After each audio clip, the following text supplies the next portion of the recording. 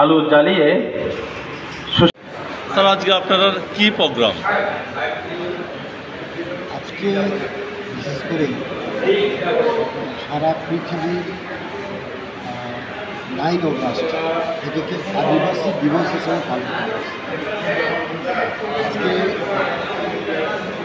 পৃথিবীর বিভিন্ন দেশে বিভিন্ন প্রদেশে আমাদের ভারতবর্ষ এই ওয়ার্ল্ড ল্যাঙ্গুয়েজ ডে পালিত করা হয়।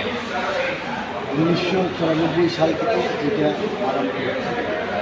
আমাদের এই রাজ্যে আমরা বিভিন্ন ডিস্ট্রিক্টের আমাদের 9টা ডিস্ট্রিক্ট আছে। 9টা ডিস্ট্রিক্টে আজকের এই আদিবাসী দিবসটি পালন করছে।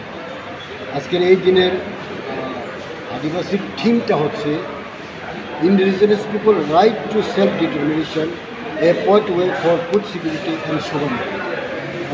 এটা হচ্ছে আজকের থিম।